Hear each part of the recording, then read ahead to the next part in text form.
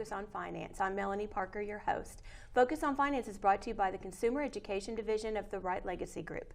Speaking of the Wright Legacy Group, we have one of the financial representatives here today, Mr. Austin Wright. Welcome. Glad to have you. So what do we do to get fiscally fit? Well, that's a good question.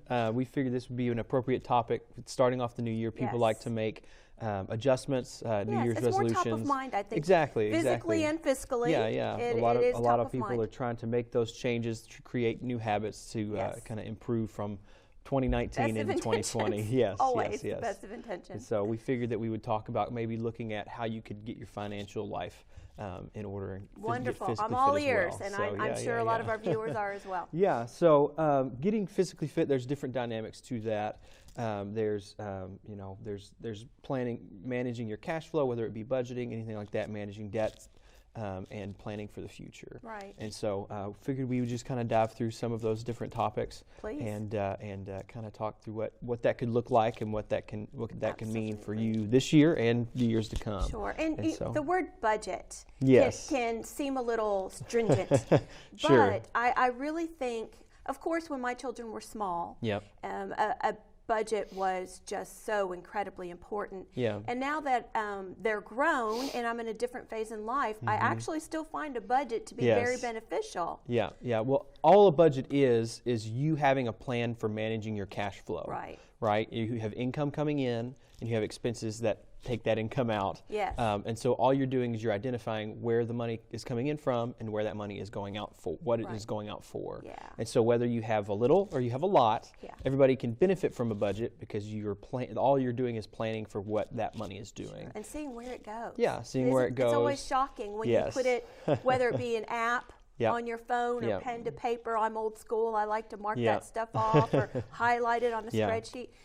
It's always shocking. To see where it goes. And so the budget and cash management is kind of the foundation for financial planning. Gotcha. You got to know what you have and where it's going in order to kind of plan for anything, whether that be investing for retirement or whether that be adding life insurance or different things, paying taxes off, that kind of stuff. Prioritizing wants and needs. Wanting to go on vacation, you got to saving for Christmas. If you're already planning for Christmas and this year, then when you have can grandbabies, that's what you do. You plan at least a year out. Absolutely. And so.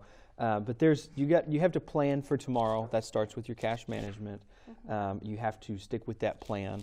But talking about different aspects of that plan and what you should be thinking through is something we'll kind of touch on today. Okay. So, like I said, the foundation is your cash management. It's that the boogaboo word, the budget. Oh, good one. But just the cash management aspect of your financial life, and then you have to plan for taxes, whether it's coming out of your check at work, or if you're self-employed and you have to plan for that on your own, or you have different investments and things that are coming in. If you're getting closer to retirement, you may have dividends or something coming in that you need to plan for paying taxes on and everything like that. And there's a lot of good software out there to help with projecting taxes. I personally find a tax professional beneficial.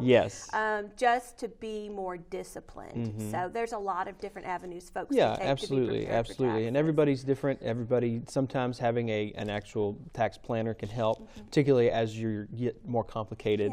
If it's not just a simple 1040 easy or something that you're filling out. Sometimes we just need that hand-holding situation. A little bit of hand-holding and a little bit of encouragement as well. And with all the different changes that have happened over the last years, there's some new changes that are coming for 2020 as well, and everything that it's good to have people that are kind of looking into that on a more regular basis, kind of on your side. Saying it's going to be okay. Absolutely. So tax planning, if you're not close to retirement, thinking about that, and looking toward how you can best situate yourself for when you get to that point. Because retirement can happen anytime you have more income than outgo. It's not the magic age of 65 there's not a specific age. It's when your income exceeds your expenses. Without you having to go out and earn that dollar. And so whenever you can do that, either by saving yourself, getting to the age where you qualify for Social Security, or you have enough cash flow coming in from different things coming in, different lines of income coming in, that's when you can retire. So that could be at 30, that could be at 60, 65. more commonly now, it's getting pushed into the 70s even. Sure. But what happens a lot for people now is when they get a little older, they may change from something they've done for a long time to something they enjoy doing a little more. Yeah, you get to that even when, if part-time. when you get a little snowy on top. Yeah. You like Yeah. to be able to do the things that you want to do, Exactly. not necessarily things Yeah. that you have to do. Yeah. And if there's Yeah. a paycheck attached to it, that's even better. Fantastic. Yes. Yeah, yeah. So that's happening a lot more. Is people realize, okay, I've saved a good amount of money, and my Social Security check is a little bit, but I really would like to go on vacation, or I'd really like to help take care of the grandkids, and so I need to make a little bit extra, and so they're working a little bit longer in Sure. life, and that's fine. Right. You just have to know that that's part of your plan. Is that might be something And you some have to people plan just for. could have plenty of money and just don't want to. Exactly. They- Some people don't they're do well sitting at conditioned. home. Yes, I don't think I could do yeah, that. yeah. So yeah, that everybody's different in that regard. Right, so, right. But that's one thing that you're building a plan for, right? And so with the cash flow management, you are looking at ways that you can develop a plan for that, whether that's, and budgeting is a good tool for that. Sure. Because you could see, okay, hey, I'm spending a lot of money eating out. It might be a good idea for us to maybe eat in once or twice Yeah, a week. pull it back a little Yeah, bit. pull it back a little bit. I can put that money toward the future, or I can put that money toward vacation or something else. And so looking at it in that way, it definitely helps. There's plenty of resources out there and available, whether you like spreadsheets or you like the phone app and that kind of stuff. I'm It's a all spreadsheet girl.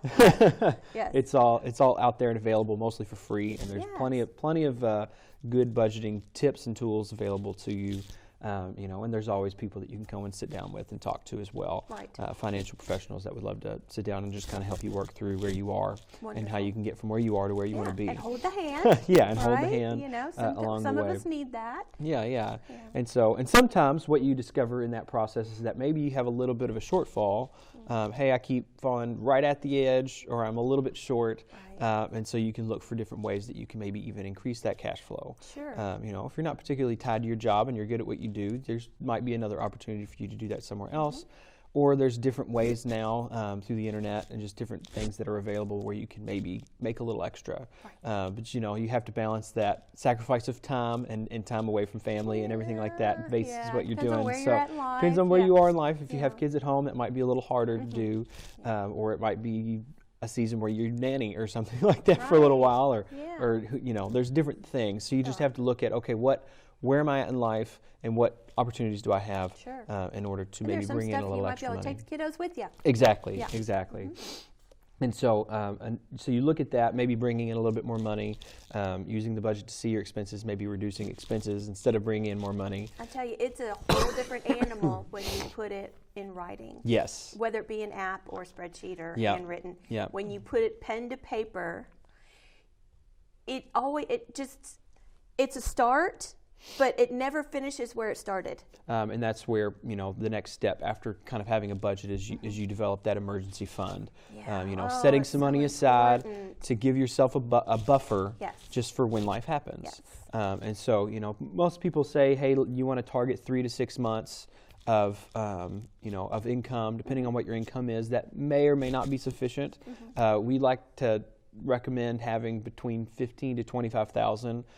For some people, that's more than 3 to 6 months. Some people, that's only a couple of months. Wow. But we kind of realized like $15,000 will pretty much take care Sure. of almost any major thing that can Right. happen. Yeah. If you get in a car accident or your car just dies on you, you can usually buy a pretty decent used car, for less than $15,000. Sure. If your furnace goes out, your roof needs replacing because something crazy happens, you can usually get that done somewhere in that neighborhood. Right. And so it kind of gives you that buffer to where you're It's a not great buffer. opening credit cards or having to take out a loan or something like Yes. that where the interest is working against you instead of for you. Deeper And so in debt is not yes. the answer. Yes. Yeah. And so that next step is looking at building that emergency fund up. Gotcha. And then speaking of credit cards, that's kind of the next step after that is, okay, so what debts do I have that are costing me on a monthly basis and everything moving forward? Just like when you're investing, interest and time works for you. When you have debt, it's interest and time working against you. Right. And so instead of that same dollar growing for you, it's actually costing you more and more into the future. And so, debt is a part of life. For a lot of people, it's an inevitable part of life. The largest amount of debt that's out there right now in the economy is student loans. And you have to have an education. Education is important. It is. And so sometimes the only way you can access that is by having a loan in order to go to college. And that's perfectly fine and legitimate reason for carrying debt. It's also almost impossible to buy a house these days without getting a mortgage or something like that in order to make that happen. We kind of call those core debts, things that you kind of expect to have to deal with. That's just kind of part of the economic system that we're in right now. It's just being part of being an adult. Yes. Planning for that and figuring out a way that you can pay that off before you're 70 is probably a good thing, yes. To help you kind of do that.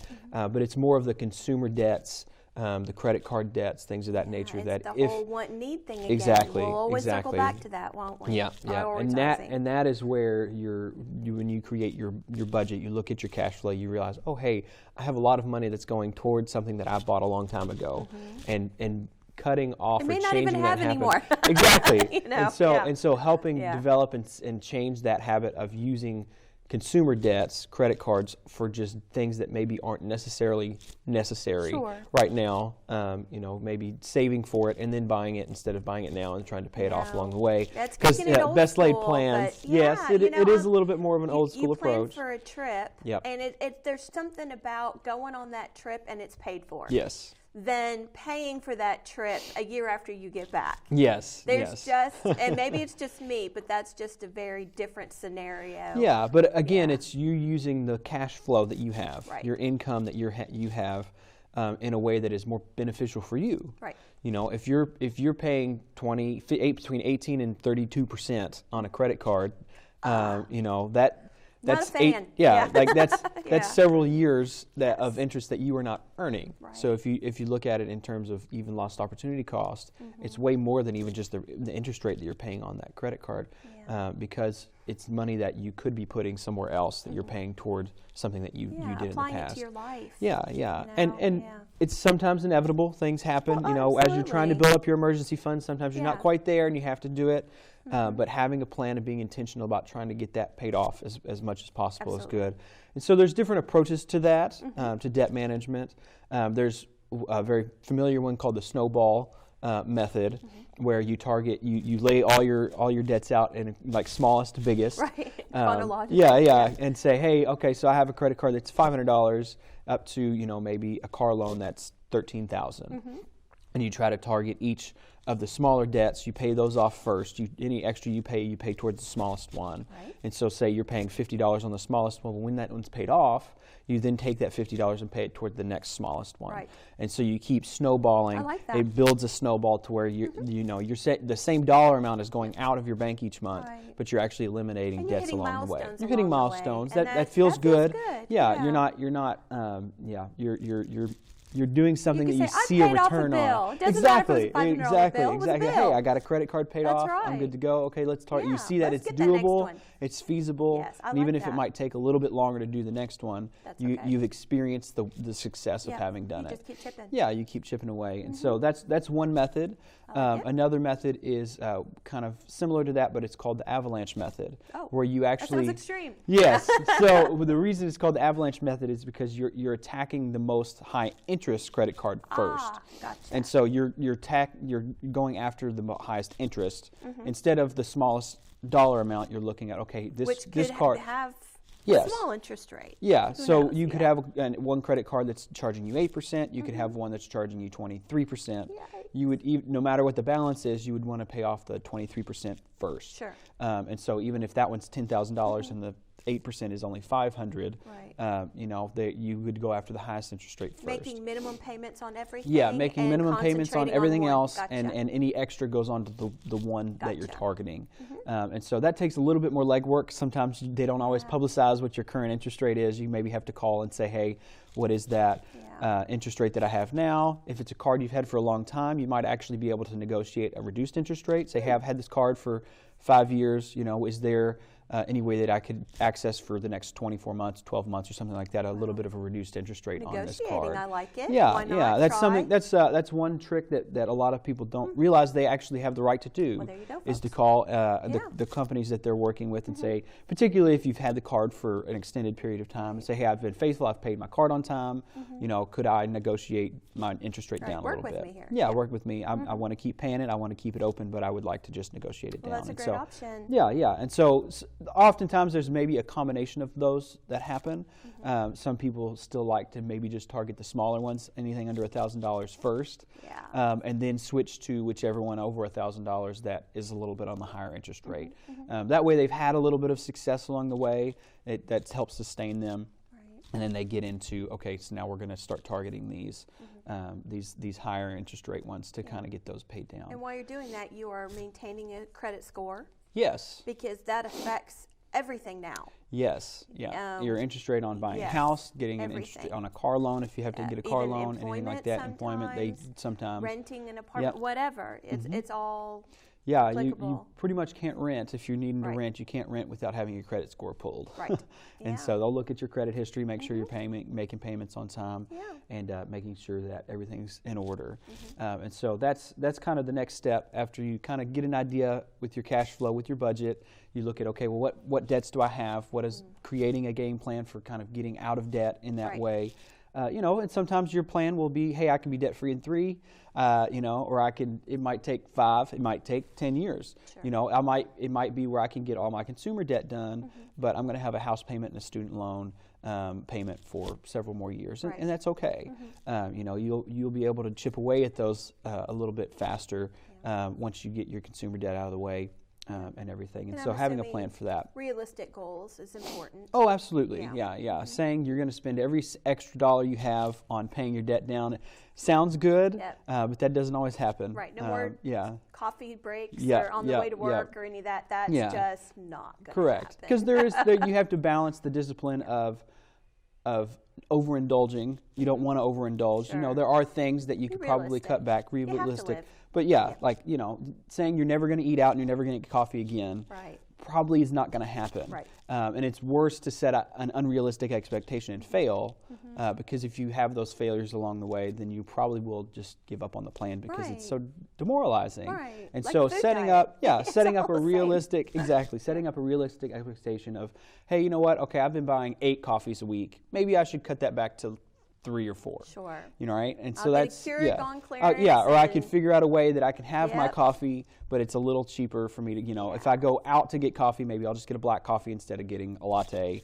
every time or something like that. Making those adjustments, every once in a while. Do it every once in a while instead of always getting that. If I do go out to eat, maybe I won't buy the soda. That's $3. Yeah. Or I'll just get water. When my kids were little, when we went out to eat, they always had to get water. Yep. Because I would show them, we just spent $10 on soda. Yep. No, I'm not doing it. So, So those are little things that you can do to kind of help.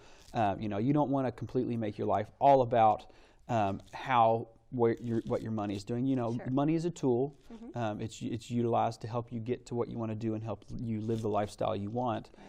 You have to prioritize what's important. Do I want what's important? What's more important to me today, and what is more important to me tomorrow? And prioritizing what dollars are going where, so you can live the life you want today, while also enabling yourself to live the life you want tomorrow.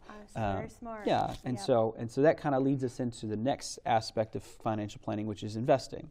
A lot of people are the only way they're invested is through their 401k at work, and so that's great if you're having money put away.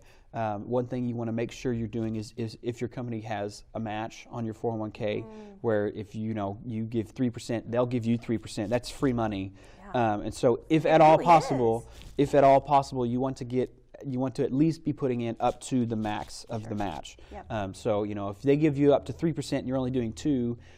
Is there any way you can adjust and get that extra 1%? You're leaving money on the table. Yes. But you do also want to make sure that you know what you're being invested in. Absolutely. And so you want to make sure you understand, what am I in? Am I in a target date fund, which are, if you have a 401k, it would be something like the Vanguard 2045, which all that is a target date that from now, today, until that date, it gets a little more conservative. And it's kind of a set allocation. As you get older, it gets more conservative for you. Some people are good with that. Other people want to be a little bit more specific about what they're invested in. And so you need to know what your options are in the plan that you're sometimes. in. Yeah. You know, some people just prefer tech companies over, you know, blue chip companies or whatever. They don't want anything international. You know, so you just want to make sure you know and understand what is available to you in the plan you're in. And you don't know what you don't know. Exactly. I'm at a huge advantage. I work in an office of financial advisors, so I can say, okay, here's this. What are your thoughts? Yes. Very fortunate. Yes. But luckily, you all are a phone call away. Yeah, for anyone absolutely, else, so absolutely. That's And that is something that if anybody doesn't know and there's maybe not somebody that they can go talk to at their business, we can sit down with you at any time and look at what you're invested in and kind of give you some recommendations as to kind of how you can make those adjustments. Hold that hand. Yeah, hold that hand and kind of help you move forward. And so that's kind of the big thing. And so you want to understand what you can invest in, and then also if that is the only place you can invest, or if you have opportunities to invest in other things. Right. Some people have investment properties. Right. They buy a home and then they maybe move and keep the other home as an investment property for rental or whatever they want to do with that. Right. And you just need to know the tax implications and different aspects of what that can be and look like. But really, most people will invest through their 401k or into some form of a savings account or a retirement account outside of work as well. And that's just good to know what you're invested in, how, if you are passionate about something, how you can best be involved with that and how you're investing. Yeah, and investing time into education. Yes. Figuring it out, what you're doing today, what you're doing tomorrow, and what's going to happen in 20, 30 years. That's Absolutely. important. Yeah. It's all about investing. Yeah, because and again, like I keep saying, time is your biggest ally, right? Yeah. Everybody's like, market timing, you got to put your time in when it matters, you know. But it's like, that matters to a certain extent, but it's way more important about how long you get to invest. Right. Excuse me. There's an investment rule called the Rule of 72, which is basically if you take a number and divide it by 72, you see how long it will take in order for it to double your investment to double. Really? And so I'm gonna have to try that. Yeah. And so as example, if you had $100.